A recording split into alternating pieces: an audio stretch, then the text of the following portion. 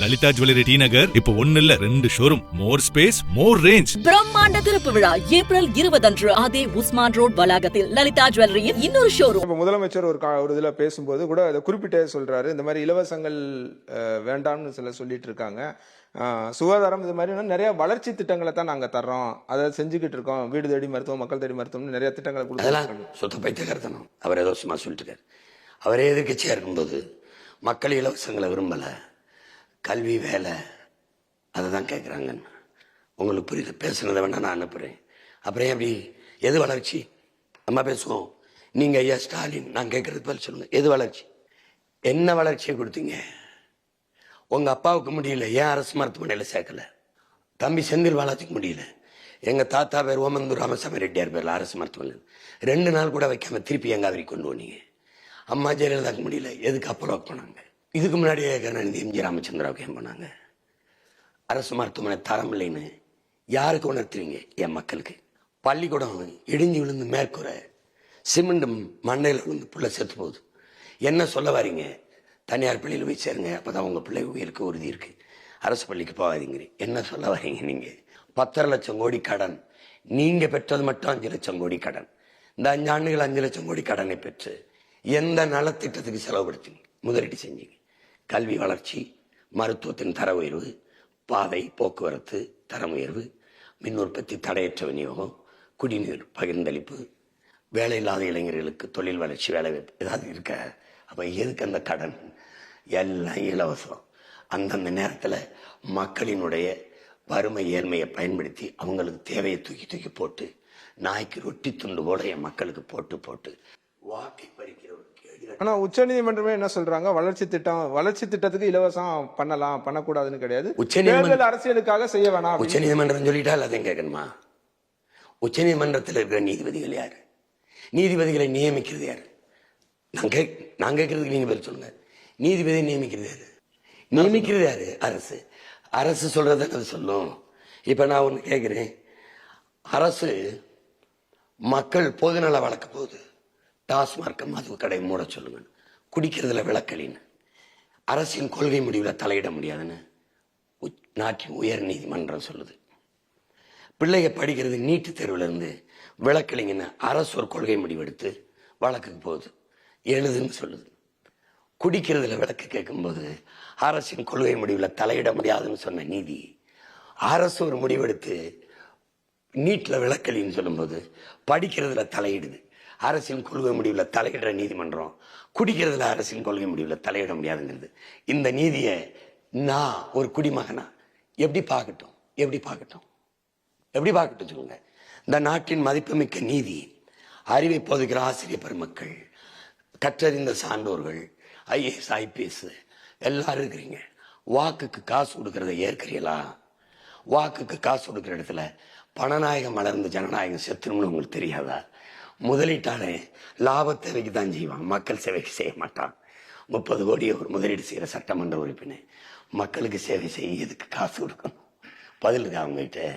இலவச அறிவிப்புல என்ன நாடு வளரும் வாழும்? 8000 ரூபாய் டோக்கன், 10,000 ரூபாய் டோக்கன். எங்கிருந்து எடுப்பேன் காசை? எங்கிருந்து எடுப்பேன்?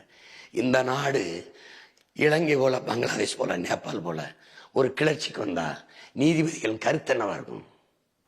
கடனே வாங்க கருத்து என்னவா இருக்கும்? பங்களாதேஷ்ல நீதிபதிகளின் கருத்து என்ன? இலங்கையில நீதிபதிகளின் கருத்து என்ன? 6800 கோடி 5000 ரூபாய் வங்கியில போட்டதுல வருது. வாத்தியார் கேட்கிற சம்பளத்துக்கு 100 கோடி தான் தேவைப்படுது.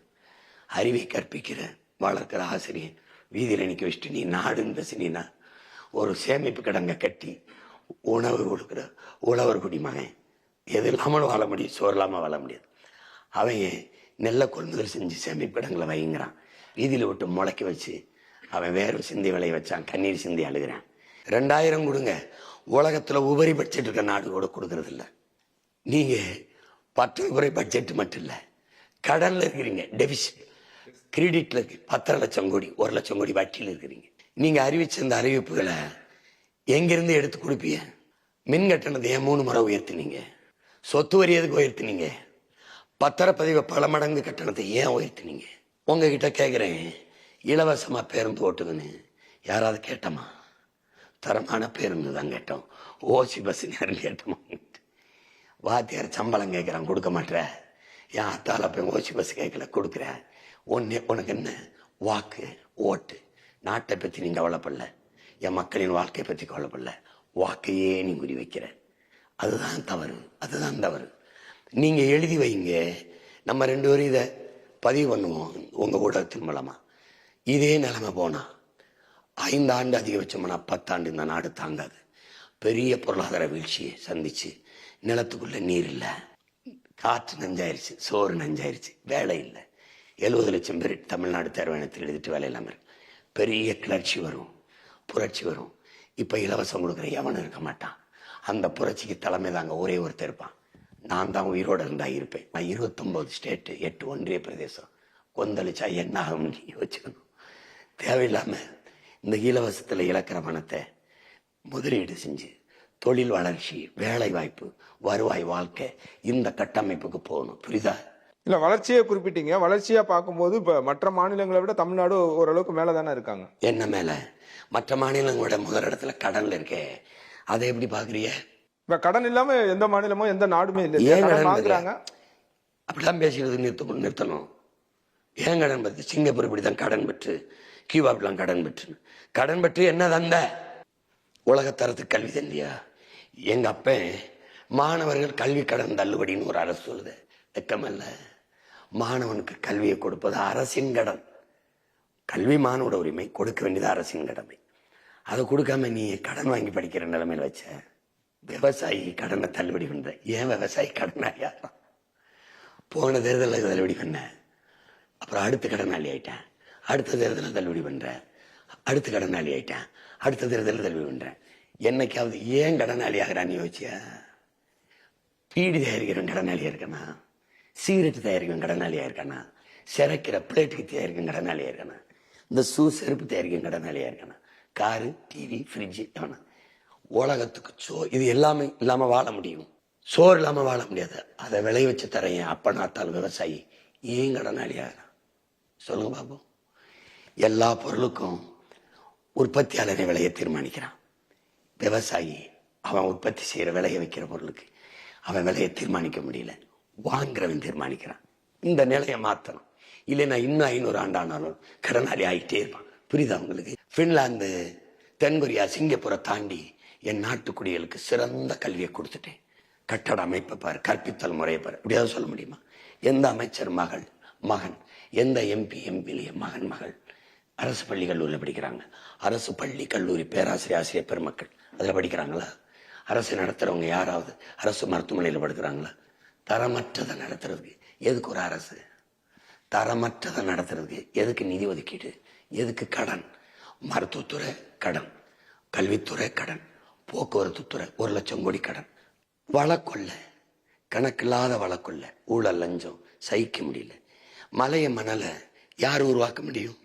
மலை என் தாயின் மார்பு எனக்கு கரியா, எனக்கு காசா? பூமி தாயின் மார்பு மலைன்னு அறியாதவர்களா நீங்க? ஐயா ஸ்டாலின்ட்டே கேட்போம். வணங்குறதுக்கு கோடி சாமி இருக்கு, வாழ ஒரு பூமி தான் இருக்கு. எப்ப உணர்வி? நீங்களே அறிவிக்கிற 10 மாவட்டத்துக்குள்ள தண்ணி இல்லைன்ட்டு. உங்க அரசு தான் இருக்குது. பெருந்தூரில் சிப்காட்டு பக்கத்துல 26 கிலோமீட்டருக்கு தண்ணி எடுத்து குடிக்காதீங்க, யூரேனியம் கலந்துருச்சு, விஷமாயிருச்சு. 27வது கிலோமீட்டர்ல எடுத்து குடிக்கலாமான்னு நான் கேட்டேன். பதில் இருக்கா? எங்க காத்துல கந்தக தூசி. புற்றுநோய் மருத்துவமனைக்கு போயிருக்கலாம். 1 வயசு 2 வயசு 3 வயசு குழந்தைய மொட்டை அடிச்சு என் பிள்ளைய புற்றுநோயோடு இருக்கு. நான் என் தாய்க்கு எங்க பிள்ளைகளுக்கு பிரசவம் பார்க்கும்போது பிள்ளைய பிரசவம் பார்க்கல, புற்றுநோயை பிரசவம் பார்க்கிறேன். வலிக்கலையா உங்களுக்கு? எதை நோக்கி?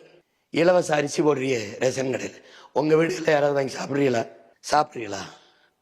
உங்க எம்எல்ஏ, எம்பி வாக்கை பறிக்கலாம். இலவசங்கிறது ஒரு ஏமாற்று. அதை தவிர வேற யாரு? நேருக்கு நேர என்னோட இந்த முதலமைச்சர் வேட்பாளர்களை எந்த வேட்பாளர்கள் விவாதிக்க தர்க்கம் செய்ய தயாரா இருக்கீங்க? சொல்லுங்க. நான் என்னை மாதிரி துணிஞ்சு சொல்லுங்க. தர முடியாது இலவசம். தருவேன். கல்வி, மருத்துவம், குடிநீர் உலகத்தரத்துக்கு தர்றேன். நீங்க கடையில வாங்கி குடிக்கிற அப்பலோ, கின்லே, அக்கோஃபெனான் மற்ற உயிரினம் என்ன பண்ணும்? இதை நேசிக்காதவன், இதை யோசிக்காதவன் எப்படி தலைவனா இருக்க முடியும்? ஒரு ஆட்சி எப்படி இருக்கணும் தெரியுமா? இறைவனை போல இருக்கணும். சூரிய ஒளி, கடல், காற்று, மழை, நிலவு போல இருக்கணும். பொதுமையாக இருக்கணும். இந்த சாதி, இந்த மதம், இந்த நாடு, இந்த மொழி, இந்த இனம் அப்படின்னு கூடாது. இறைவன், நீங்க எனக்கு பசிக்குதுன்னு கேட்டால் நான் செய்வேன், இவன் தலைவன். இறைவன் பேசுகிற திறனற்ற உயிர்களுக்கும் கொடுப்பான், மரத்துக்கும் கொடுப்பான், ஆட்டுக்கும் கொடுப்பான், மாட்டுக்கும் கொடுப்பான். அப்படி ஒரு ஆட்சி, பொதுவா அப்படி ஒரு ஆட்சி செய்யணும். லலிதா ஜுவல்லரி டி நகர் இப்போ 1 இல்ல 2 ஷோரூம். மோர் ஸ்பேஸ், மோர் ரேஞ்ச். பிரம்மாண்ட திறப்பு விழா ஏப்ரல் 20 அன்று அதே உஸ்மான் ரோட் வளாகத்தில் லலிதா ஜுவல்லரியின் இன்னொரு ஷோரூம்.